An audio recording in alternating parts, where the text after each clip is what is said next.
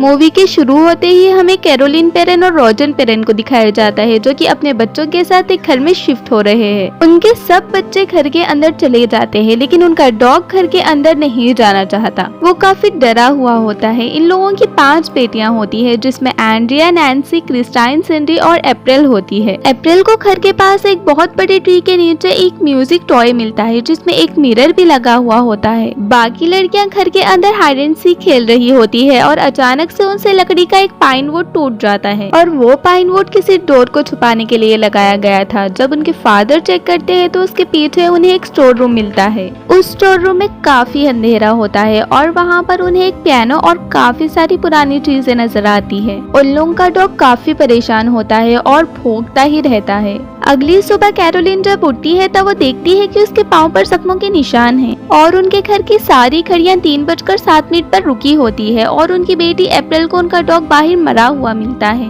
इसके बाद अगले सीन में हमें एड वॉरेन को दिखाया जाता है, जो कि एक पैरानॉर्मल एक्सपर्ट है। उन्हें अपने घर के घोस्ट म्यूजियम में दिखाया जाता है। वहाँ एड के साथ प्रेस रिपोर्टर भी होता है। वहाँ एड प्रेस रिपोर्टर को बताता है कि इस म्यूजियम में जितनी भी चीजें हैं वो सारी भूतों की है, या उन्हें ब्लैक मैजिक में इस्तेमाल किया गया है और ये घोस्ट महीने में एक बार यहाँ आके प्रेयर करते हैं। फिर सीन चेंज होता है और हमें वो फार्म हाउस दिखाया जाता है, जहाँ पर जैसे ही 3:07 होते हैं घड़ी वहीं पर रुक जाती है। और जब क्रिस्टाइन अपने बेड पर सो रही होती है तब कोई जोर से उसका पाँव खींचता है और इसके साथ उसे बहुत गंदी स्मेल भी आती है। सिंडी को नींद में चलने की आदत होती है और वो नींद में चलते चलते एंड्रिया के रूम में चली जाती है और बहुत अजीब तरीके से अलमारी पर अपना सर मार रही होती है। अगले दिन सुबह को कैरोलिन की बॉडी पर एक और जख्म का निशान दिखाई देता है। रॉजर जब घर से बाहर जाता है तब वो देखता है कि ट्री के ऊपर एक कबूतर मर के नीचे गिरा हुआ है। ये देखकर वो काफी हैरान हो जाता है और जाहिर है ये बात उस चीज की तरफ इशारा कर रही थी कि वहाँ पे कोई शैतानी कब्जा है। और अब घर पर अप्रैल और कैरोलिन अकेले होते हैं। तब अप्रैल किसी से बात कर रही होती है, लेकिन वहाँ पर कोई मौजूद नहीं होता। फिर अप्रैल कैरोलिन को हाइड एंड सीक खेलने का कहती है और कैरोलिन उसे ढूंढते हुए जब एंड्रिया के रूम में जाती है, वहाँ पर अलमारी खुद ब खुद खुल जाती है। अलमारी में से हाथ को कोई बाहर निकाल कर क्लैप करता है और ये देखकर कैरोलिन शॉक तो होती है, लेकिन वो इस बात पर ज्यादा ध्यान नहीं देती। इसके बाद फिर क्रिस्टाइन को सोते हुए कोई पाँव खींचता है और इस बार पहले से ज्यादा जोर से कोई उसका पाँव खींच देता है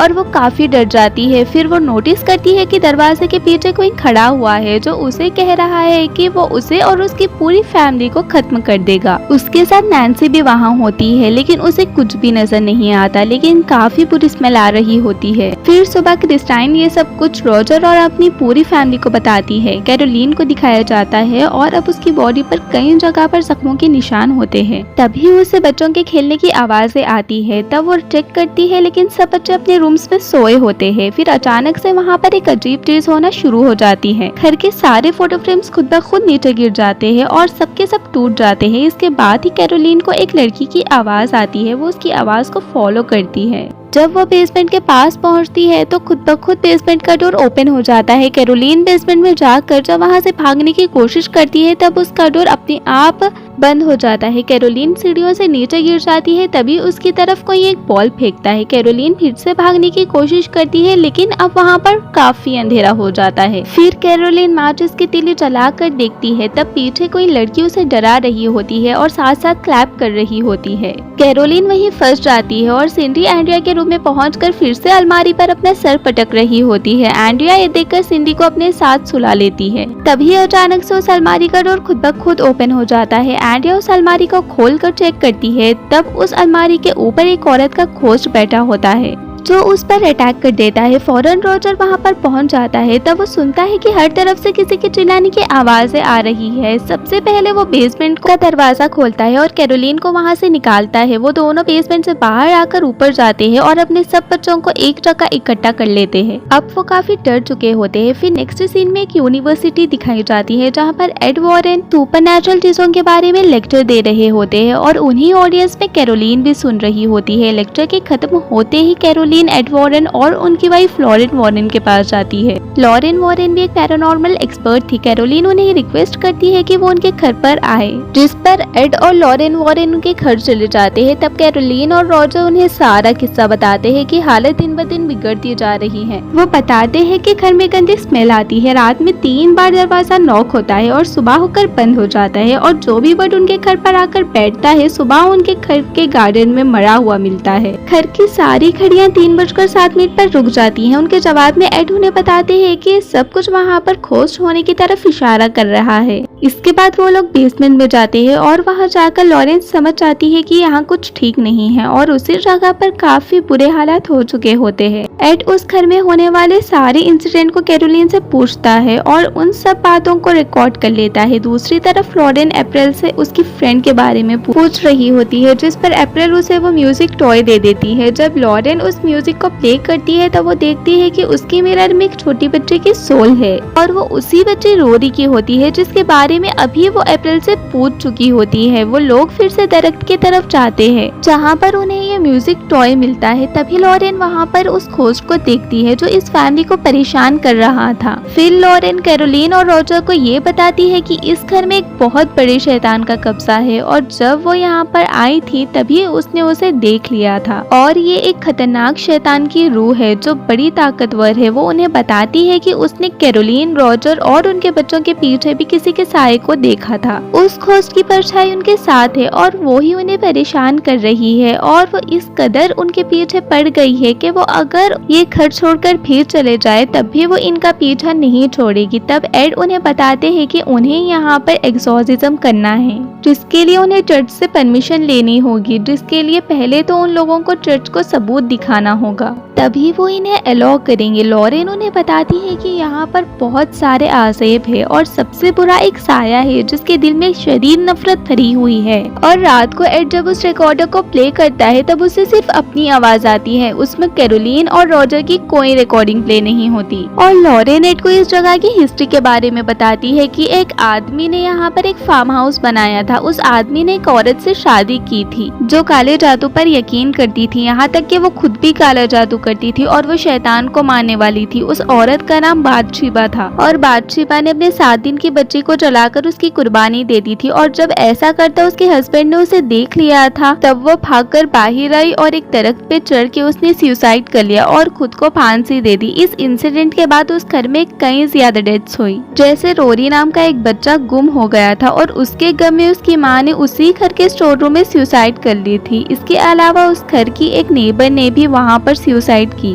और एक बच्चे की वहाँ पर मौजूद एक तालाब में डूबने से मौत हो गई थी। वो लोग जब ये बातें कह रहे होते हैं तब अचानक से प्लेयर खुद ब खुद प्ले हो जाता है और अब एड की आवाज के साथ एक घोस्ट की भी आवाज आती है जो कि काफी खौफनाक थी। और उस वक्त टाइम भी 3:07 हो रहे होते हैं। अगले दिन एड और लॉरेन रोजर के घर पे जाते हैं और सारे सबूत इकट्ठा करते हैं ताकि वो चर्च को दिखा सके। इस काम को करने के लिए एक पुलिस ऑफिसर उनकी मदद करता है और उसके साथ एक लड़का ब्रेड भी। वो लोग इस घर के चारों तरफ कैमरास और वॉइस रिकॉर्डर लगा देते हैं और अंदर लॉरेन कैरोलिन और उसकी फैमिली की एक पिक्चर को देखती है और वो अपने पावर से वो समझ जाती है जब उन्होंने पिक्चर कैप्चर की थी उनके लिए ये मोमेंट सबसे खास था। एड सारे रूम्स पे होली वाटर को छिड़कता है ताकि अगर वहाँ पे कोई शैतानी ताकत हो तो उन्हें इससे तकलीफ पहुँचे और उसकी हरकत से ये लोग उसे रिकॉर्ड कर सके। अचानक से बेसमेंट का डोर ओपन हो जाता है और एड और लॉरेन वहाँ पर चले जाते हैं, लेकिन वहाँ उन्हें कुछ नजर नहीं आता। लेकिन जब वो वहाँ से बाहर आने की कोशिश करते हैं तब डोर अपने आप बंद हो जाता है। उस रात वहाँ पर उन्हें कुछ भी सबूत नहीं मिलता, ना ही कुछ वहाँ होता है। और अगली सुबह वो सब लोग खुशी खुशी ब्रेकफास्ट कर रहे होते हैं। एड कैरोलिन को कहता है कि तुम रेस्ट कर लो, मैं और लॉरेन सब संभाल लेंगे। फिर जब लॉरेन कपड़ों को सुखा रही होती है तब वो देखती है कि बादशीबा उस कपड़ों के पीछे है और अचानक से वो कपड़ा उड़ कर कैरोलिन के बेडरूम की विंडो पर जाकर चिपक जाता है। और जैसे ही विंडो से कपड़ा हटता है लॉरेन को वहाँ पर बादशीबा की सोल नजर आती है। इससे पहले कि लॉरेन कैरोलिन के पास पहुँचती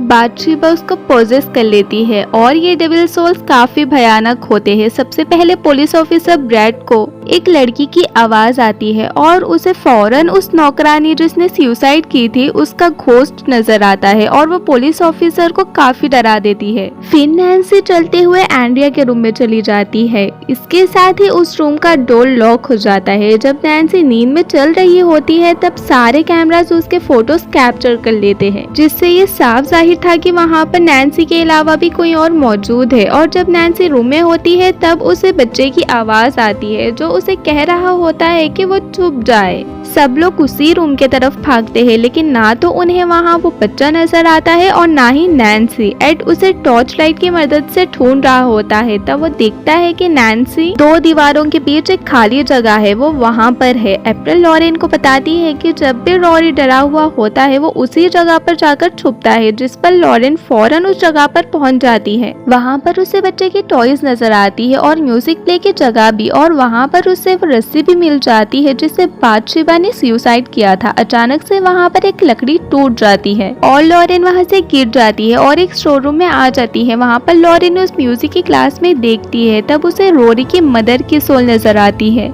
जो कि बुरी तरह रो रही होती है। रोरी की मदर का गोश्त लॉरेन को कहता है कि उसने उसे ऐसा करवाया था और ये कहते ही वो वहाँ से गायब हो जाती है। और वहीं पर बादशिबा का गोश्त भी होता है जो लॉरेन को काफी डरा देता है। और जब वो वहाँ से भागने की कोशिश करती है तब वो उसकी गले की चेन को खींच कर पीछे की तरफ लाती है और वो लॉकेट वहीं पर गिर जाता है जो उसकी बेटी ने उसे दिया था। लॉरेन की बेटी का नाम जूडी होता है जिसमें उसकी पिक्चर भी लगी होती है। लॉरेन भागकर बाहर आती है और वो सबको बताती है कि ये बुरी सोल सिर्फ माओ पर हावी होती है और माओ के हाथों ही उसके बच्चे की जान लेती है। वो उन्हें बताती है कि अब वो कैरोलिन को पोजेस कर रही है और उसकी बॉडी पर जो जख्मों के निशान है वो भी उसे इसी गोश्त ने दिए है। अचानक से सारे क्रॉस जमीन पर गिर जाते हैं और नैन्सी को कोई ताकत उसके बालों से पकड़कर इधर उधर मारना शुरू कर देती है, लेकिन वो लोग नैन्सी को बचा लेते हैं। वो लोग इस घर को छोड़ने का फैसला कर लेते हैं, जिस पर एड रॉजर को बताता है कि ये सब कुछ वो चर्च के सामने पेश करेंगे और फिर से घर का एग्जॉर्सिज्म करेंगे। इसी दौरान लॉरेन को अपनी बेटी जूडी की आवाज आती है और वो देखती है कि तालाब में उसकी डेड बॉडी है। ये देखकर लॉरेन काफी डर जाती है और एड को इस बारे में बताती है कि ये हमारे लिए भी एक इशारा है। अगले दिन लॉरेन और एड फादर को उस घर में होने वाले हादसों के बारे में बताते हैं और सारे सबूत भी दिखाते हैं और उनके पास वो पिक्चर भी होती है। जब नैन्सी नींद में चल रही होती है तब उसके साथ रोरी की सोल भी खड़ी होती है, जिसके लिए फादर उन्हें ये कहते हैं कि एग्जॉर्सिज्म के लिए उन्हें ऊपर से परमिशन लेनी होगी, यानी कि चर्च के हेड से, क्योंकि ये लोग कैथोलिक नहीं है। फिर हमें लॉरेन एड की बेटी जूडी को दिखाया जाता है और वो बादशिबा का गोश्त उसके लॉकेट के जरिए उस तक पहुंच जाता है। तभी वो जूडी का पाँव खींचती है जिससे वो जाग जाती है और काफी डर जाती है और अपने मदर और फादर को ढूंढते हुए अपने रूम से बाहर निकल जाती है। और यहाँ पर हम ये देखते हैं कि उनके उस गोश्त म्यूजियम में एक एनेबल डॉल होती थी जो कि अब नहीं है, जिससे जूडी काफी डर जाती है और उसी वक्त वहाँ पर बादशिबा भी नजर आ जाती है जिसकी गोद में वो एनेबल डॉल बैठी होती है। बादशिबा जूडी को डराती है और उसे नुकसान पहुँचाने की कोशिश भी करती है, लेकिन बिल्कुल ठीक वक्त पर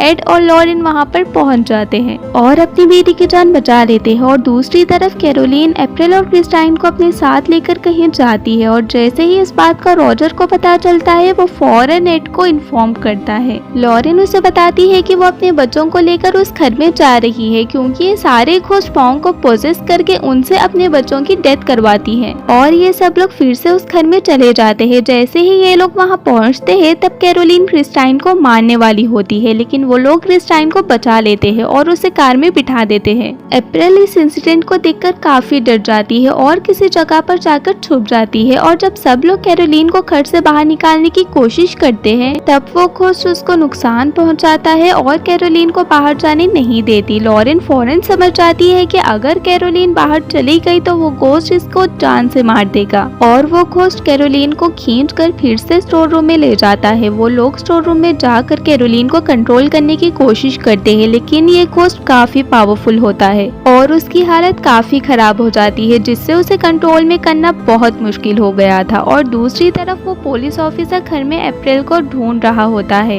कैरोलिन किसी के भी कंट्रोल में नहीं आती और वो सब पर अटैक कर देती है। वो लोग कैरोलिन को एक चेयर से बांध देते हैं और उसकी हालत देखकर एड ये डिसीजन लेता है कि वो इस जगह का एक्सॉर्सिज्म करेगा। जैसे ही एड एक्सॉर्सिज्म स्टार्ट करता है, ये घोस्ट यानी बाथशेबा कंट्रोल से बाहर हो जाती है और भी पावरफुल हो जाती है। लेकिन एड नहीं रुकता और वो एक्सॉर्सिज्म के वर्ड्स को दोहराता रहता है और घोस्ट और भी पावरफुल हो जाता है और एक्सॉर्सिज्म को रोकने के लिए वो चेयर को हवा में उड़ा देता है और साथ ही उस चेयर को नीचे गिराकर उस चेयर को भी तोड़ देता है, जिससे कि कैरोलिन की सारी रस्सियां खुल जाती हैं और वो एड को अलग अलग तरीकों से मारने की कोशिश करती है। और उसी दौरान थॉमस को भी अप्रैल मिल जाती है और जैसे ही कैरोलिन को पता चलता है कि अप्रैल कहाँ पर छुपी हुई है, वो उसे मारने के लिए उसके तरफ जाती है। लेकिन इससे पहले कि कैरोलिन उसे मारती, एड वहाँ पर पहुंचकर एक्सॉर्सिज्म कंप्लीट करता है और एड बाथशेबा को कसम देता है, जिससे वो मानती है कि वो वहाँ से वापस चली जाएगी। लेकिन अभी भी वो घोस्ट कैरोलिन पर हावी होती है